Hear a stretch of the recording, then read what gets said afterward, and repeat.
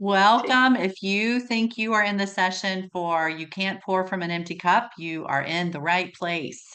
I'm Karen Mosley, President and CEO at Hero, and it's my pleasure to get this session kicked off with Cassie Christopher and Jen Stuber. Jen is here, I promise. I just saw her. She's going to be back in just a second. So while we're waiting for Jen, I'm going to introduce you to Cassie and Jen with a few points from their bios that caught my attention and encourage you to go check out their full bios in the forum website. Cassie Christopher is the wellness coordinator for the Everett Police Department. Was just sharing that we have a law enforcement in commonality. My husband is now in that field. Cassie, as a trauma informed registered dietitian, nutritionist, first responder, wellness advocate, and humor wielding energetic change maker, injects action into building resilient, adaptable teams that thrive amidst change. She has learned the power of self compassion to transform a person's health while working with eating disorder clients with a significant trauma history. A graduate of University of Washington Business School with a Master's of Science in Nutrition. Cassie is a 2024 National Speaker Association Northwest Chapter Storytelling Champion and can be found on her non-work days telling bad jokes at local open mics, her words, not mine, or Definitely hanging mine. out with her 6-year-old daughter and husband completing home renovation projects. I'm excited to learn from you, Cassie. And we have Jen Stuber, professor at University of Washington School of Social Work, also behavioral health crisis outreach response and education director. Jen is the founder of Forefront Suicide Prevention. And I realize I've already shortened your name to Jennifer, so I apologize. Love I'll let Jen. you Love tell us. Jen. Yeah. Founder of Forefront Suicide Prevention before launching BH Core, has extensive experience developing effective suicide prevention programs for youth, healthcare professionals, and men in the middle years of their lives. Jen is an advocate for mental health system reform, prioritizing people first approaches and transparency and accountability for state tax dollars, with some successes in advocating for numerous state laws, and is pursuing mindful self compassion as a workplace and professional strategy. Really excited to learn from both of you. Thank you so much for being here. I'll remind our attendees to please mute as we are recording, and that recording without Hero's express written permission is not allowed. So I'll turn it over to you, Cassie and Jen. Awesome. Awesome. Thank you so much for having us. It's been an incredible conference so far. My head's already spinning with all the things I've learned, and I've seen a lot of ways that our content is going to interact.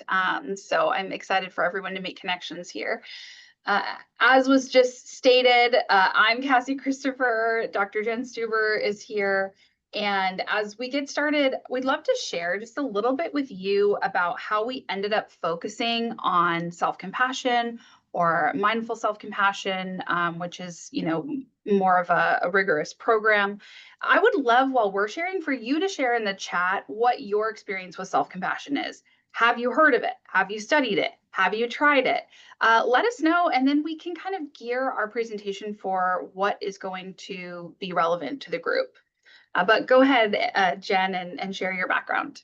Yeah, so thanks, Karen, for that nice introduction. I should say kind introduction.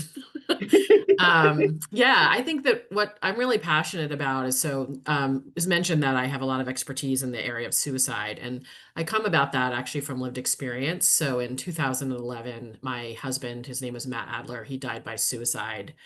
And I was on the professor track, doing all kinds of things around interventions to improve well-being, and so already interested in mental health. But then to have your husband die by suicide, like really rocked my world, obviously. And it led me into this path of really the study of suicidology in a very deep way, over the last decade and a half.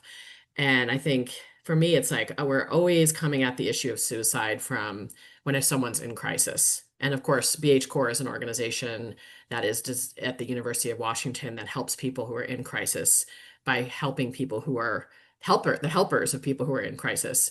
But I think for me, I need another outlet too, because that work is very exhausting, to be focused on the folks who are always in crisis. And so for me, mindful self-compassion, how I've come at it is that it's like, for me, it's like something I know has a strong evidence base that might have the potential to help us with the fire the fire that's constantly happening, the crisis, the suicide that's happening in America. Like, how can we get further upstream? So it's something that I've delved into in response to that. Yeah, thank you. It makes so much sense. And I'm excited to hear your full conversation later about the relationship between suicide and self-compassion. So if that's of interest to anyone, hold on tight. My background, how I ended up finding self-compassion work is, as Karen shared in my bio, when working with folks who are struggling with eating disorders, who had significant trauma history, self-compassion seemed to be the thing that allowed for the breakthrough. And I really came to understand that their behaviors were methods of avoidant coping. And now I work with a population of law enforcement that has different kinds of avoidant coping, but that's still, the underlying behavior. And so I've become curious about how self-compassion can be relevant here. I also have some postgraduate work in workplace wellness. And so thinking about how to implement these changes on an organization-wide scale is always of interest to me. So we'll get into that a little bit as well. But first, if you were here and if you were able, if you could find a cup or your water bottle, whatever you have to drink out of, if you could turn your screen on and just hold your hydration receptacle up. I imagine many of you have them nearby. And I know we're on a little bit of a delay, so Jen and I will be patient for you to hear me in the future and turn your screens on. Oh, thank you so much, Joni. Oh, LaCroix. And I promise no judgment, whatever you hold up. But if those of you here could do that, while you're getting that through, I'm going to ask you, if while you're holding your cup up, and I love everyone's getting the reminder to take a drink. Good job, Jill. Stay hydrated. If you have heard the analogy that you have to fill your cup, right? Self-care analogy, to fill your cup before you can pour into other people. If you've heard that, can you take your cup, stick it in front of your camera, and give it a little shake? Just give it a little shake. Okay. So far, everyone with a cup has heard this analogy. Okay, one more. Have you, like me, and if this is not you, don't feel pressure to shake your cup. Every time I hear this analogy, I feel a little bit overwhelmed, a little bit guilty, a little bit like I'm not doing enough, because how can I possibly do all of the things to, keep my cup full and fill it up? That's me, I'm shaking my cup. If you feel that way, feel free to shake yours too. So what I want to share with all of you today is the beauty of self-compassion, and you can put your cups away. If you don't want your video on, you're welcome to turn it off as well. Thank you for that interactive exercise with me. But what I want to share with you is that self-compassion is it kind of blows this cup analogy out of the water, because it's actually a mindset for self-renewal. So rather than thinking like, I need to do XYZ things in order to fill my cup up because I have to do XYZ things to fill my cup or, empty my cup, self-compassion isn't about the doing of self-care or the adding to your to-do list. It is about the point of view with which you are doing the things to care for yourself. And when you have the point of view of self-compassion, the research shows us that it makes you more resilient. It's actually going to make your self-care probably more effective because you're more aware of what your emotional needs are. You might have better insight into how to care for them. And it also can help the work of pouring your cup out, the work you're doing, make that even feel more renewing, make that feel better and less draining. So if you've heard this cup analogy and the self-care, of course, we know self-care is amazing. Keep on doing it. But I present to you that self-compassion is a way where you can get that renewal without having to do a bunch of tasks. So I hope that intrigues you a little bit for today. The learning objectives, we're going to talk about what self-compassion is. We're going to talk about the research behind it, both on an individual level and in your workplace, and then really get some strategies and some practice with it as well. I want to share with you some of the barriers I've seen. And if you have additional barriers that you've heard or reasons why people don't want to practice self-compassion, or maybe your own reticence to the topic, please share it in the chat. But before we get into all the reasons why you might want to be more self-compassionate, let's just, elephant in the room, we'll be kind here and point out the things that might be stopping you. The first being, people feel like if I'm kind to myself, if I practice self-compassion, I will never accomplish anything. I absolutely have to maintain the drill sergeant in my head that is screaming at me to drop and give me 50, or I will never do a push-up, right? Maybe some of you can relate with this. I know I can as well. But the opposite is actually true. When you are kind to yourself and you practice self-compassion, as we will define it, it ends up being more psychologically safe within yourself to honestly see your flaws. You can become better connected to your motivation for wanting to change. And then therefore, you're able to make change out of that kind of intrinsic motivation rather than relying on some external force like a drill sergeant, even if that drill sergeant is in your head. And the other one I often hear is, and this is obviously when I was working with people around food, right? If I'm nice to myself, I'm just going to go eat all of the donuts. But the idea being self-compassion equals self-indulgence. And that's absolutely a myth, because in reality, indulgence is a way of avoidant coping. I mentioned that earlier, right? It's a way of coping without actually dealing with what is going on. And so when you bring the three elements of self-compassion together, it allows you, again, to honestly see the things that you want to cope with, the things you need to cope with, so that you don't need to indulge. Anything you want to add to that, Dr. Stuber, before we talk about what those three elements are? Yes, please call me Jen.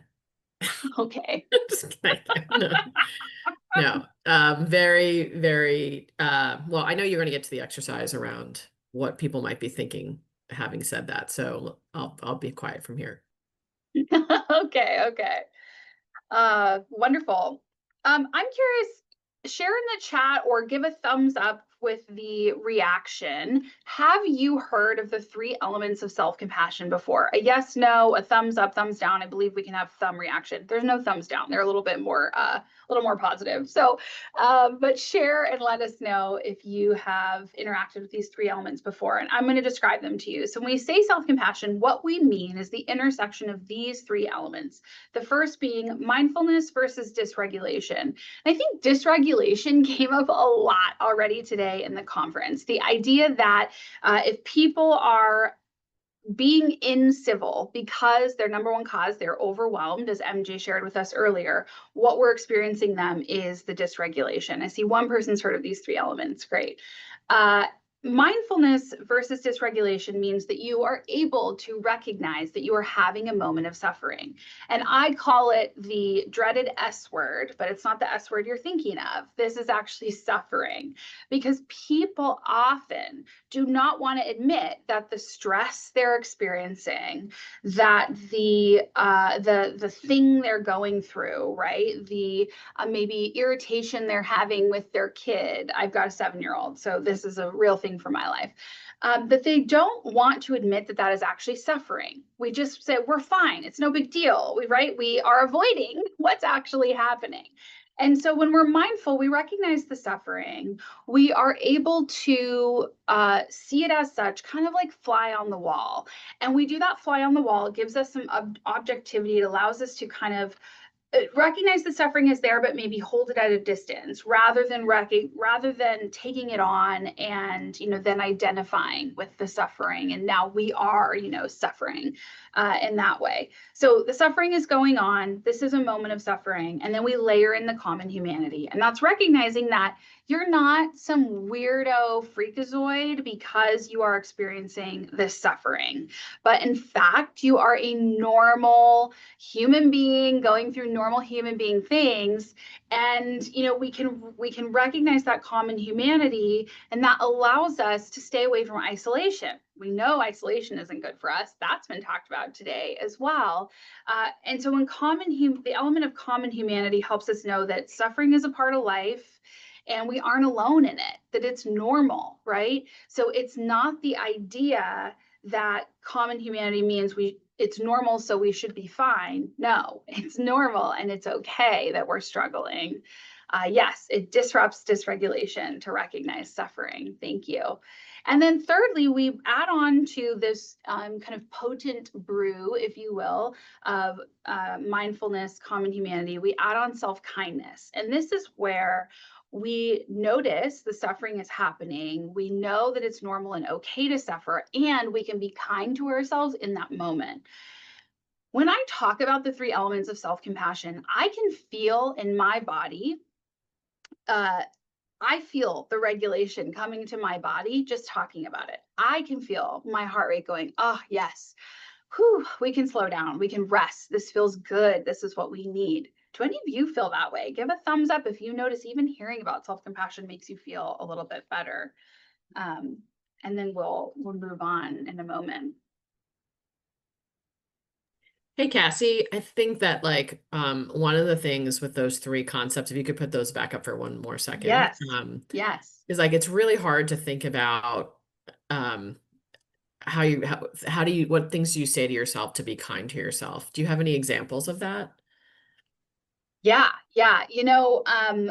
One of the things when I was working one-on-one with people is we would try to come up with a mantra that they could repeat to themselves and kind of disrupt the negative cycle and the pattern of kind of unkind thoughts. And a really common one in the self-compassion world is, may I be kind. That doesn't fit with the vernacular of the way I or most people talk. So I think it's helpful to come up with your own. And one that was really common for folks was, I deserve to be kind to myself, or I deserve to feel loved. So, that's one example. I'll have a few more for everyone as we get into the meditation that we'll do in a little bit to practice this way of thinking. But I encourage everyone out there to think like, what is the kind thing that you need to hear? And you can actually say it to yourself. You don't have to wait for someone else to get all those benefits of kindness. And while you're thinking of that, share in the chat, what element of self-compassion do you struggle with the most? And because of the delay, we'll move on to the next slide and we'll circle back to everyone's answers. But what is the element? So the 3 again are mindfulness, common humanity, and self-kindness. Which of those do you feel like you struggle with the most? And if you want to share anything about it, go ahead. But take it away on the research front, Jen. Yeah, so I mentioned that one of the reasons that I started working on thinking about how mindful self-compassion could be used in the world of suicidology, and we're now working with first responders, is that there's this intervention, and I'll just tell you, it's a pretty brief intervention. And we're gonna share with you later, like where you can find it if you do indeed find yourself more interested in learning more about mindful self-compassion and trying to apply it to your own life and workplace. But it's a 6 to 8 week intervention, depending on whether you go for the brief version or the longer version. Typically, it's an 8-week intervention, group-based, and there's usually a half-day retreat at the end. And I have participated in this mindful self-compassion course myself, and I have brought along with me, a cohort of first responders. And it was very interesting to me because I work with first responders with my organization, BH Core. And it was very interesting to go through this class with a cohort of first responders. I started to see that there could be many, many applications to helping them in their work. But one of the reasons why, again, I came to it is that I was looking for something that was a counter to the adaptive, the maladaptive coping of suicidal thinking and suicidal behavior, because that's really what it is. We start to think about it as a relief, as an escape from life. I was trying to think about what is the antidote to that, and so came across mindful self-compassion and soon discovered that there's over 4,000 studies, many of which have very high caliber of research, that have shown like very positive outcomes related to those 3 simple concepts, and I'm not going to pretend that this is simple. Like, takes 8 weeks to really like drill it into your head. But those three simple concepts that Cassie was just talking about. So over 4,000 studies. What was most interesting to me is that, again, like it has been shown for people who've had the intervention, who are using the intervention, has been shown to reduce stress-related conditions, including post-traumatic stress disorder, anxiety and depressive symptoms, suicidal thinking and behaviors, and substance use disorder. So that's pretty powerful. And I think I'll talk a little bit more on the next slide, but like one of the main ways in which it does that, the mechanism by which mindful self-compassion has an impact on those stress-related conditions, which are very common in first responders, is that it mitigates feelings of shame and humiliation. Okay, so this is probably like the hardest part of our presentation. So like dig in, grab your water bottle, maybe take a sip, take a breath. But I want to kind of connect up like, okay, ladies, you're probably thinking Cassie and Jen, what are you guys talking about? Like, how could mindful self-compassion cure the world? Which is really kind of what I think we're saying here. Again, we've done none of these studies, by the way, so we're not being paid. We promise you to actually to try to sell you this intervention of mindful self-compassion. But I was really interested in like theoretically, like how is it that mindful self-compassion could have an impact on people who are thinking about suicide? Okay, so there's a very famous theory by someone named Dr. Thomas Joyner called the interpersonal theory of suicide. And so normally when we think about someone dying by suicide, and I'm sure people on this call actually have had that experience, and I'm sorry in advance if this conversation is a little triggering, because I know, the experience of losing someone close to you who died by suicide is very difficult. But it's very important, I think, to really understand what suicide is about. And it's overly simplified when we look at it in the press or when we hear about it on TV.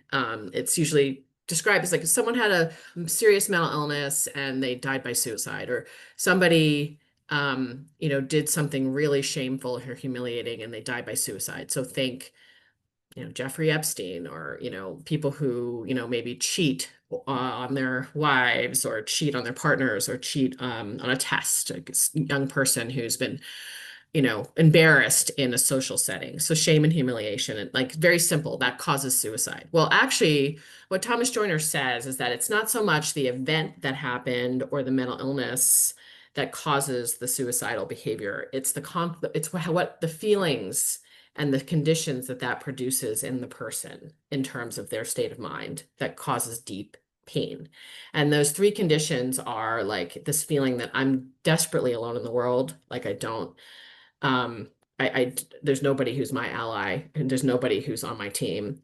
And I'm a burden to those that I care about, those I love. And like I said, that those two feelings, like if you have them, and I'm not saying they're rational, like if you have think about if you have a serious mental illness, like say you're struggling with post-traumatic stress disorder, you're more likely to feel those things, right? Because you start to feel badly about your place in the world. You start to feel like you're a burden, like you're alone, right? So that becomes a very painful thing. And then you couple that with like easy access to means that could be used to kill yourself, like a firearm or medications that are very all around us in our society. Like you couple that with that moment when you're having that really deep psychic pain and you truly believe those things to your core. I'm alone, I'm a burden, that your ability to start thinking about suicide, to take your own life, is at a very, very high risk.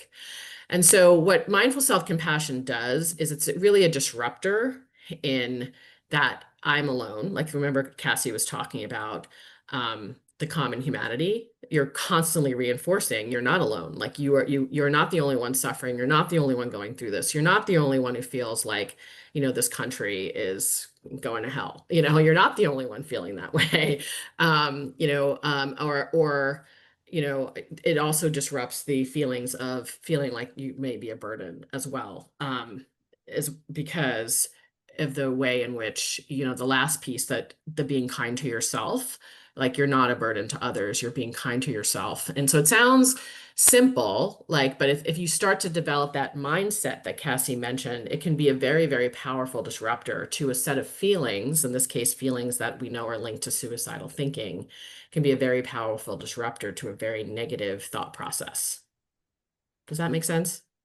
Yeah, it does. And I Okay. think what I love about it is the hopefulness, because I know a lot of different industries and the people at this conference represent a lot of different industries are grappling with higher suicide rates. Certainly anything above 0 is too high. And so having some hope here of something that can make a difference, I think is exciting. And I know you're going to talk a little bit about the way that mindful self-compassion might relate to workplace stressors as well.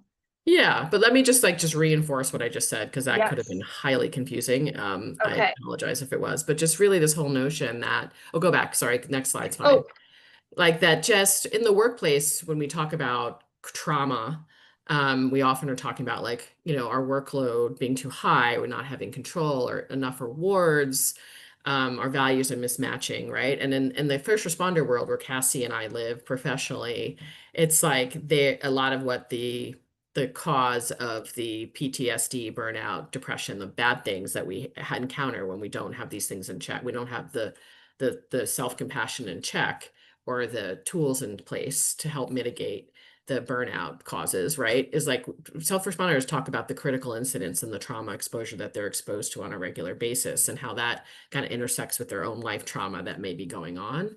And then that's what leads to those higher rates for first responders in particular, around suicidal thinking, PTSD, depression, et cetera. And so again, mindful self-compassion coming in there and disrupting those 3 circles that I showed you in the last slide, those 3 things. And then that really is a very, very powerful mitigator, like a mediator of that negative reaction. And it also promotes, as Cassie said, it helps you be the things you are doing in terms of self-care and your own wellness. It helps also make those stronger, so it's a direct effect on making those quality of life things stronger, the things you're already doing, and it's also a mediator of those negative things that are happening. yeah. Yeah. I think it's incredibly exciting because all of the things on this slide are basically what we are trying to overcome with workplace wellness, right? As people who care about other people. And so the efficacy of self-compassion to intervene, I find exciting, but obviously I'm a nerd about this topic, which is why I'm here.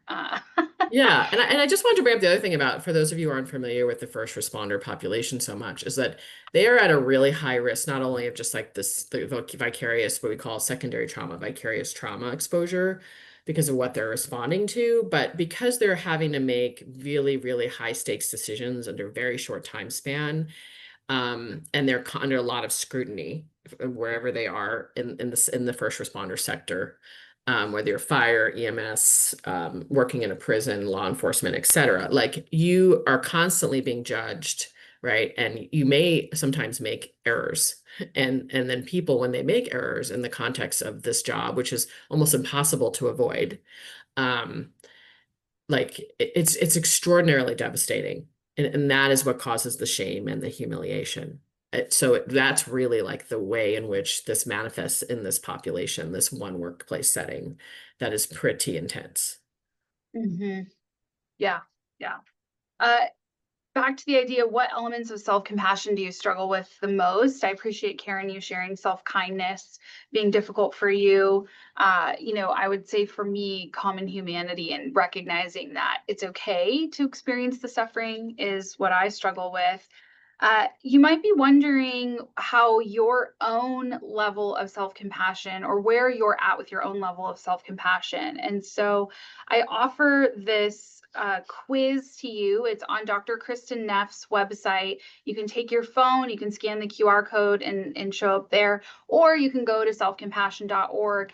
It's towards the top of the screen, self-compassion test.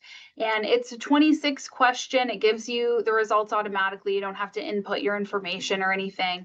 But this is the validated survey that is used in pretty much all of the self-compassion research. So you can get a result back immediately to find out if you're someone who has maybe on the lower end, the moderate end, or the high end of self-compassion. So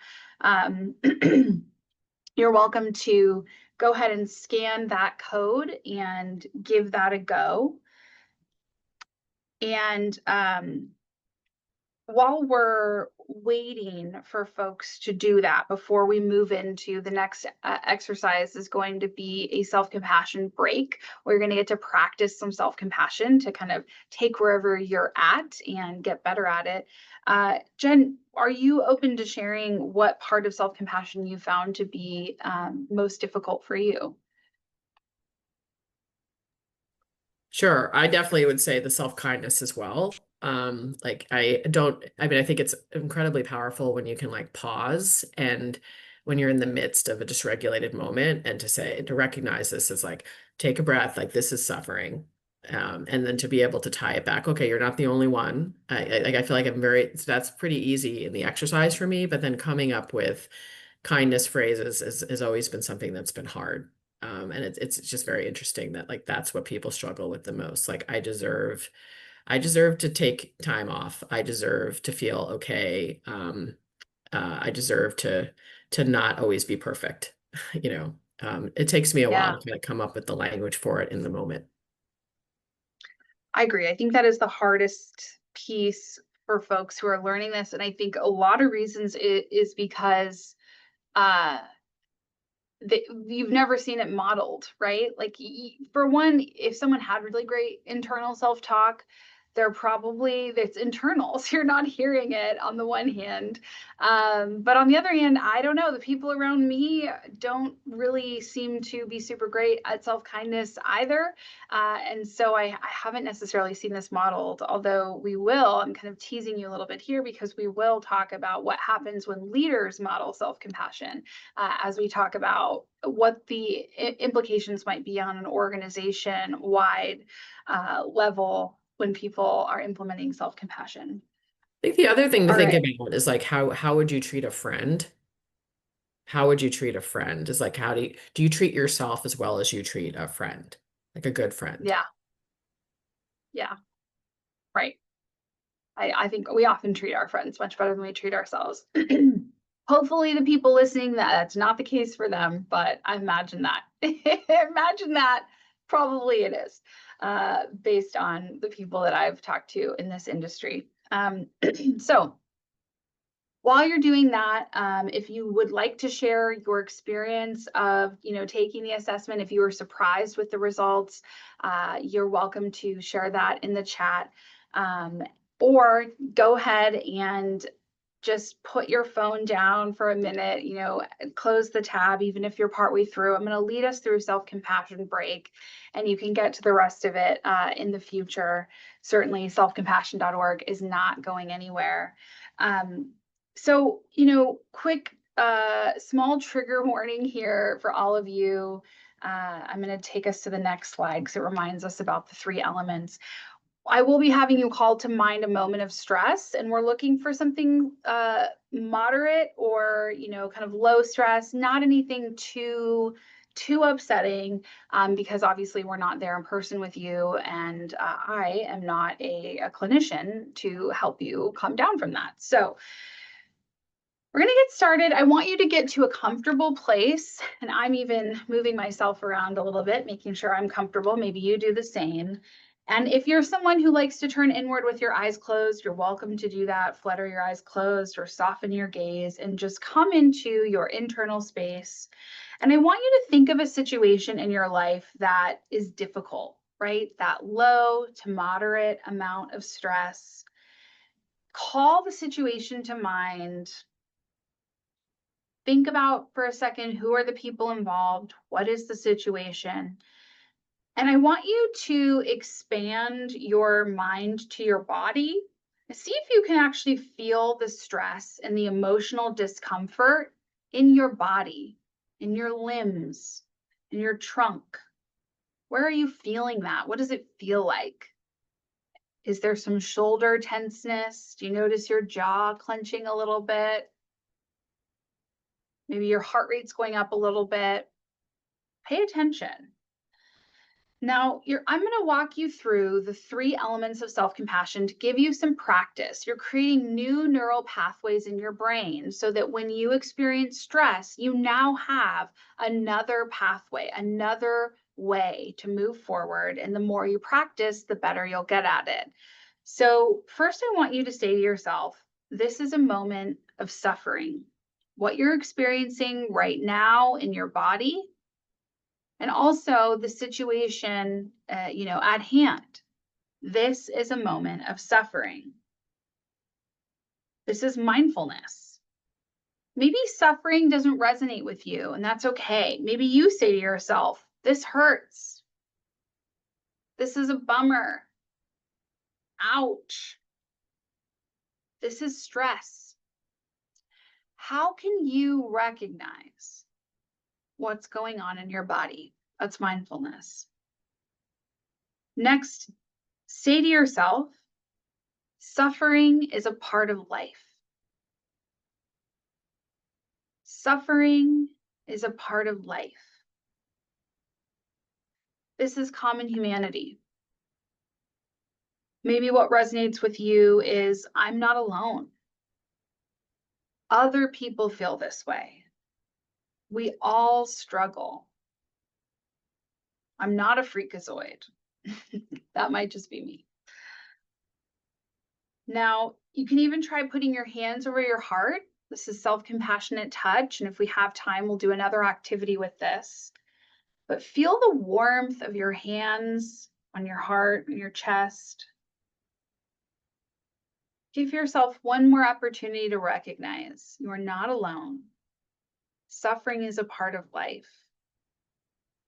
This stinks that you're going through it. There's our mindfulness, and it's normal. Suffering is a part of life. And lastly, offer yourself self-kindness. So maybe this is as simple as saying, may I be kind? May I be kind? You might ask yourself, what do I need to hear right now to express kindness to myself? Maybe there's a different phrase that speaks to you in your situation. Like, I will give myself the compassion that I need. Like, may I learn to accept myself as I am? May I be strong? I deserve to be kind to myself. You'll probably find a phrase that resonates with you. Use that. Repeat that to yourself. And then check in with your body now that we've gone through these three elements. What does the stress feel like now? Maybe it's still there. Maybe it feels the same. I'm hoping it doesn't feel worse. Maybe it feels better. You're welcome to share your experience in the chat. I'd love to hear what it's like for you. And know that you can come back to this. It can be used anytime that you need to remember the three elements of self-compassion. And this is one of those practices that gets stronger. You get better at it. You can get faster to get there instead of to self-criticism or wherever you normally go. The more you practice it, the more you strengthen those, neural pathways in your brain to get you there. So I'd love to hear if anyone would like to share. We'll come back to it as we move on to the organizational side of things.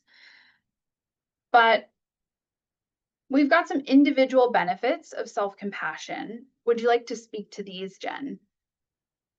Well, I mean, I don't necessarily have to read them off the slide Sure. because we talked so much about the research already, but I think that there have been some very specific studies focused on the benefits of using mindful self-compassion in workplaces.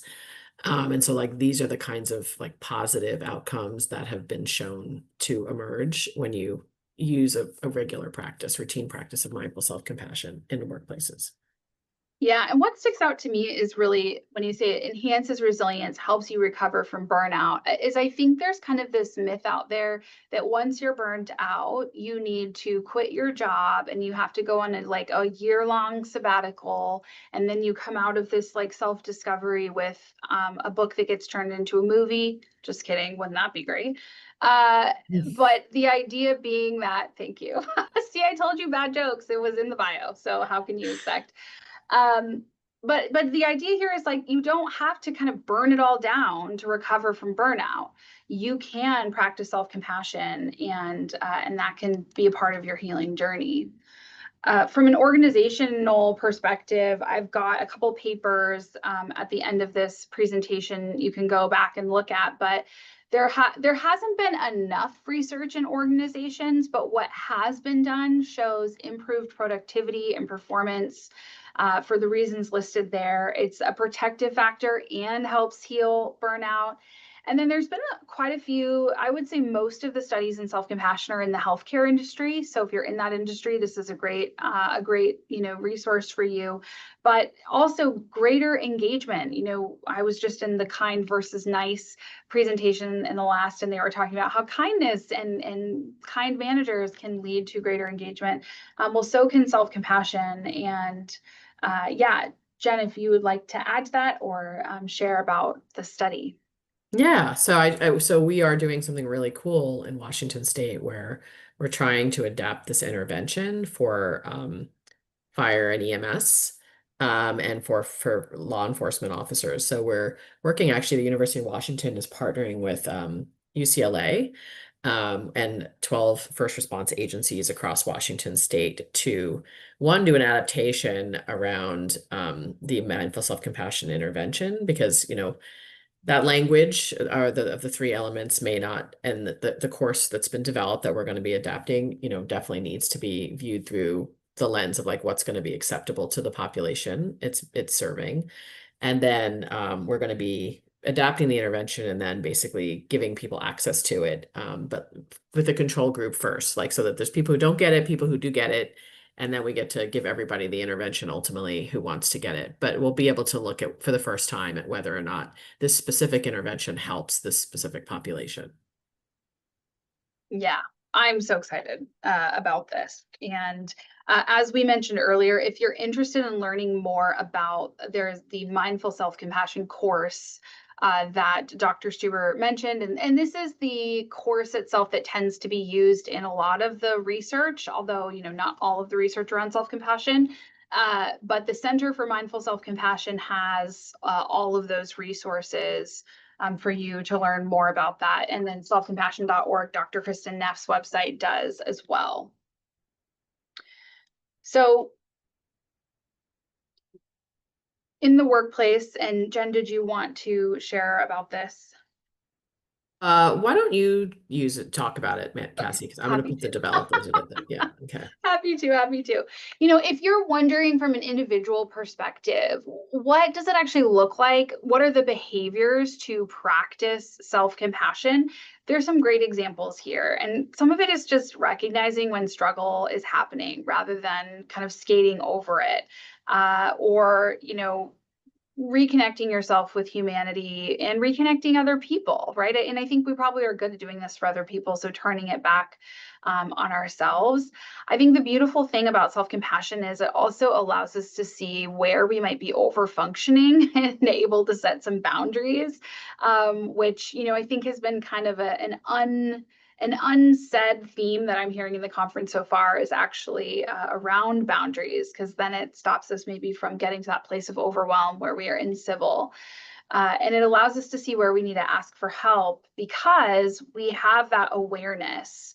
And so, using physical soothing, we put our hand on our heart during that self-compassion meditation. There are other ways you can do that as well. Find out what feels comforting to you. You can do that in a meeting, right? No one has to know why you're doing it. And then a few short breaths to remind yourself to be calm before you step in somewhere, to a meeting, to a talk, whatever it is. Those can be helpful. So I'm curious to hear, as we discuss more about the actionable strategies, and I'll get right into it, what are the benefits of self-compassion that you are most interested in for your workplace that we are going to talk about and we've talked about so far? Share in the chat. And I want to share with you in particular a review article meant for human resource development folks. So folks in HR might be some of you. And that is Self-Compassion and Resilience at Work, a practice-oriented review. This was published in Advances in Developing Human Resources, and it gave some really wonderful ideas for how we can fit this into an organization. So certainly the contemplative trainings, the second point there, that we can host mindful self-compassion trainings. We can also host mindfulness-based stress reduction trainings, which can have some similar benefits on the point of resilience and stress reduction. Those are done by John Kabat-Zinn. You can type that into Google and learn more about that.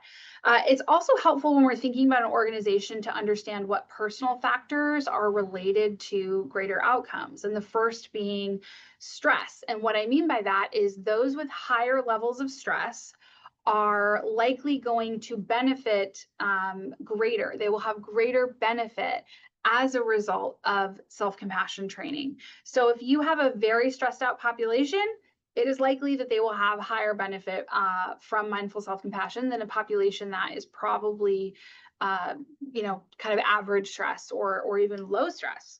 Who are those people? Can you introduce me to them?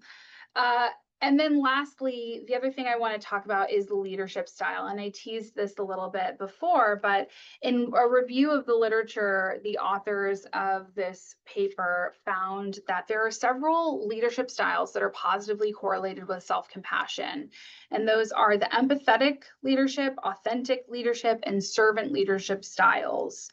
And so anytime you're doing leadership training, I think it's a good idea to fold in self-compassion education, because research also is showing that leader modeling is likely to increase the use of self-compassion in your organization and the level of self-compassion that's being practiced so that everyone can get all of these benefits. So, in my opinion, yes, we want to push it out to the people who are on the front lines, the nurses who are stressed out, the officers who are stressed out, the desk workers, whoever, right? But really, if we can focus our attention on leaders and fold self-compassion into leadership curriculum, it's going to have a greater influence. I think a really good example of this is Waldron and Ebick in 2015 published in the International Journal of Wildland Fire a paper where they looked at the correlation between leadership traits and perceived like the perception of the crews that these wildland fire leaders were leading, and self-compassion. And so what they found was that the leaders who had the greatest level of self-compassion were the ones who their crews perceived to be the best leader. And I think this is really important, because if you are at any leadership position in your organization, I think that you know the difference between the perception and reality, because I think that people's perceptions is their reality, but it doesn't necessarily mean it's the truth. And what I think is interesting about this study is that they were really looking at, were crews perceiving that their leaders were any good? And were they good in areas related to, and actually they looked at things like empathetic, authentic, and servant leadership styles, like traits that are common among all of these good leadership styles. And they found that yes, when the leaders of these wildland firefighter crews were more self-compassionate, then their crews thought they were better leaders. And I think we really can't put that point home enough, that leaders are a great place to invest your resources if you're trying to figure out how to get self-compassion in your organization. I think this is the place, because it's going to have positive returns for everyone, right? Yeah. Well, I think we do have time for a final activity, and that is self-compassionate touch. So I'm going to lead you for a moment through a series of motions, almost like we're in a TikTok video, only not quite. And we already tried putting our hands on our chest, but we'll probably do that again. And what I want you to do is just pay attention for a moment about your body and what you feel. Cue into your level of stress, your level of presence. And then I want you to put one hand on your chest and notice the warmth. How does that feel? Is that comforting to you? It's really comforting to me. Now, what if you add a second hand on your chest? Does this provide you even more comfort? Does it not make a difference? Is it not for you? Try the self-compassionate touch of touching your face. Cup your face with your hands, if it's not too weird to do, wherever you're at. Feel what that feels like. Maybe that's comforting for you. Do you feel your soul unfolding, like you can stay a while? Try rubbing your arms. Give yourself a little warmth, a little pressure. Notice how that feels. Wrap yourself in a hug. What does that feel like? Move your hands to your neck. Give yourself a neck massage. Or if your neck is inaccessible, maybe a hand massage. I hold my tension in my neck. I always need a neck massage. I'm gonna give you an opportunity to think for a moment. What was your favorite exercise? What was the most comforting to you? Let's just spend a moment doing that again. For me, it's both hands on my chest, feeling the warmth. It feels grounding. I was really into the cupping of my face, which I hadn't tried before, and I really liked it. There's something about it, right? It feels very childlike, I think. Mm-hmm. Yeah. Share in the chat. Chest. Yeah, thank you. Oh, you already knew. You're like, this gal's gonna ask me to share. Thank you. Thank you. Yeah, that 2 hands on the chest totally does it for me. And what I love about these things, I mean, maybe like cupping your face would be a little awkward to do in a meeting, but most of them, like, you can kind of subtly do in a meeting without drawing too much attention to yourself if you need a way to just offer a little self-compassion in the moment. All right. Well, thank you so much to those of you who stayed with us, who've participated, who've considered self-compassion for themselves, for their workplaces. I would love to take any questions. You're welcome to turn your camera on and your mic on and share if you have anything.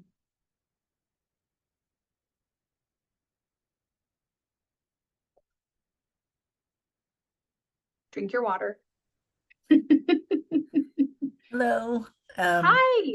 Hi. I'm Momoko. I have a question about, you know, would the self-compassion, because it's usually leadership that we have a hard time convincing them of, well being so important and they're doing other things, to try and they do little branding this and give people this and just like it's really not working kind of thing.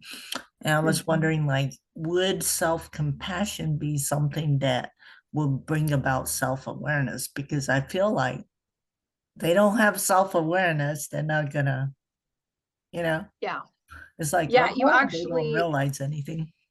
Yeah, and actually in that paper about the human resources paper I shared, one of their takeaways was actually that they hypothesized that probably the reason self-compassion is so effective in an organizational setting is because of the increased self-awareness. That you absolutely cannot practice self-compassion without self-awareness, and so that that emotional awareness, that ability to regulate, because these are kind of calming practices, is the mechanism of action. So exactly what you're talking about.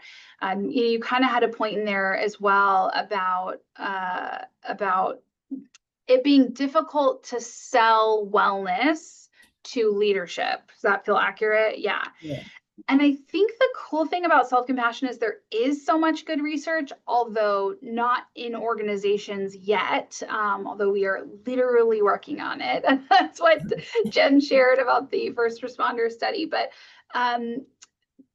there is so much good research that you can point to, hey, and I encourage you, the last of this, the last slide in the presentation, which I believe is somewhere, but the power of self-compassion.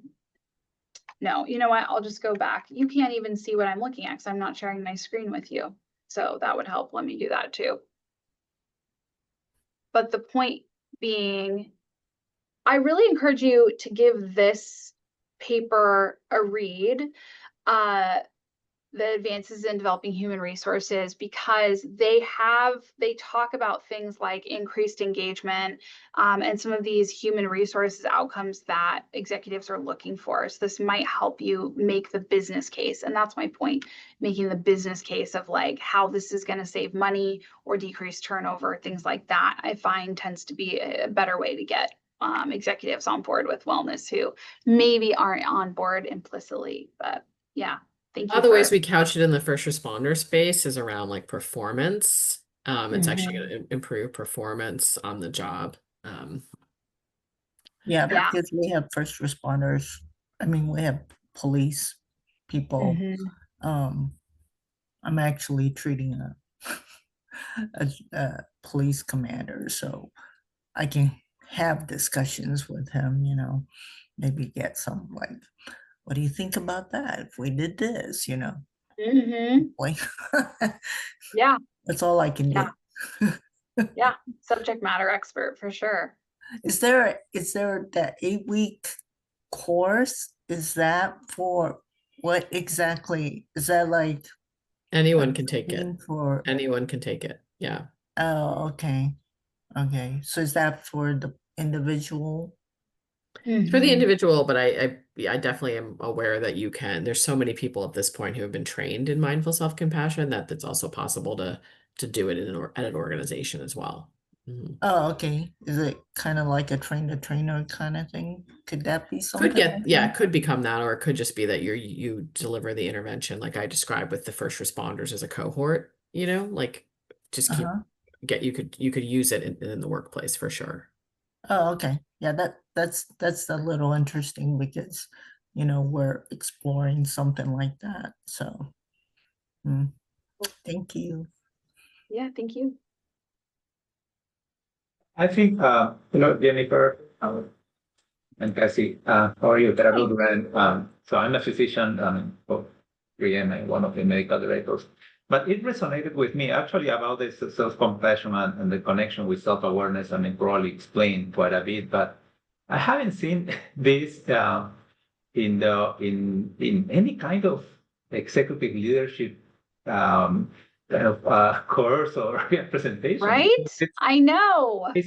I see that's because ultimately in simple words, I mean, just if you have a leader with self-compassion, it reflects control, right? Overall, I think that's one of the factors that resonates on people, on team members, right? So it's it captured. I mean, now as I learning, I saw that quite intuitive, right? Just to make that connection. So yeah, it's so interesting. Thank you so much for that. I mean, for me, it was very important.